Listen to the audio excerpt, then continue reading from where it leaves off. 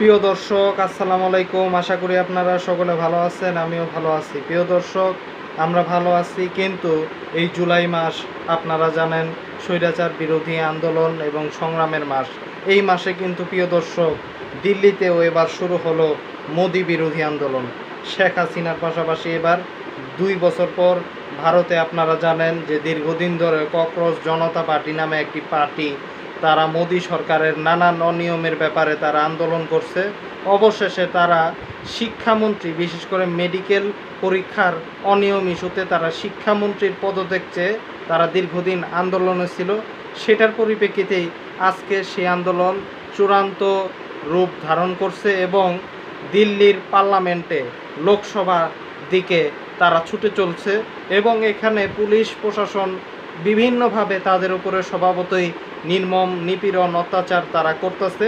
কিন্তু সেই অত্যাচার এবং সকল নিপীড়ন এবং জুলুমকে ভেদ করে, সেই সমস্ত অত্যাচারের প্রাচীর ভেদ করে অবশেষে তারা নরেন্দ্র মোদীর যে বাসভবন এবং যে দিল্লির যে পার্লামেন্ট, সেখানে কিন্তু তারা চলে যাচ্ছে এবং সকল বাধা পেরিয়ে আশা করা যায় এই ফ্যাসিস্ট এবং ধর্মীয় জালেম, এই হিন্দুত্ববাদী উগ্র মোদী সরকারের পতন আশা করা যায়। কারণ তরুণদেরকে শুধু এই ধর্মের কথা বলে নানান অনিয়ম, বিভিন্ন জায়গায় দুর্নীতি ছড়ায় গেছে এবং বেকারত্ব ছড়ায় গেছে। শুধু হিন্দু মুসলমান কাঠখেলা। নরেন্দ্র মোদী এতদিন দেশের ভিতরে যা ইচ্ছা তাই করছে, কিন্তু এখন তরুণরা সচেতনভাবেই তারা এই সমস্ত অনিয়মের বিরুদ্ধে প্রতিবাদ গড়ে তুলছে। সেই প্রতিবাদ পুলিশের লাঠিচার্জ কইরা আপনারা ঠেকাইতে পারবেন না। মোদি সেটা ঠেকাতে পারবে না। অলরেডি মোদি সংসদ ভবন ত্যাগ করছে। আশা করা যায় ছাত্র জনতা এবার ফ্যাসিবাদ বিদায় করবে এবং দিল্লিতে নরেন্দ্র মোদির পতন অবিসম্ভাবী।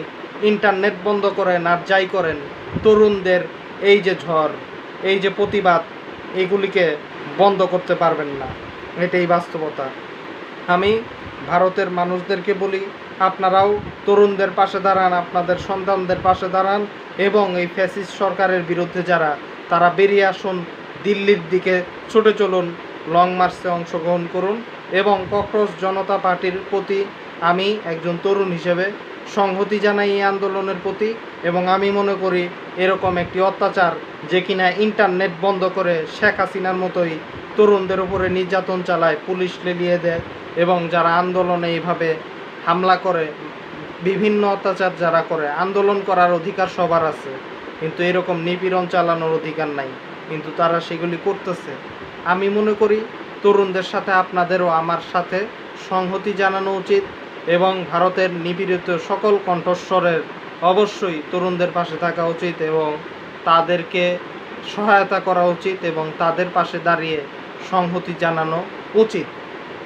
এবং খুব দ্রুতই এই মোদির মতো একটি জালিম সরকার দীর্ঘদিন ভারতের মাটিতে তারা বসে থেকে তারা ভারতের মানুষকে কিন্তু জুলুম করছে, এটি কিন্তু বাস্তব। তাই এই জুলুমের ব্যাপারেই তরুণ প্রজন্ম জেগে উঠেছে বাংলাদেশের মতোই। তাই আমি মনে করি যে আন্দোলনে আমাদের যে সংহতি, সেই সংহতি রইল, আবারও প্রকাশ করলাম। আর পাশাপাশি আমি আশা করি তরুণরা এই জালেমকে হটিয়ে দিবে এবং তরুণরা এই জালেমের পতনে অনেক ভূমিকা রাখবে বলে আমি মনে করি। একদম গুরুত্বপূর্ণ একটি ভূমিকা তারা রাখতে চলেছে।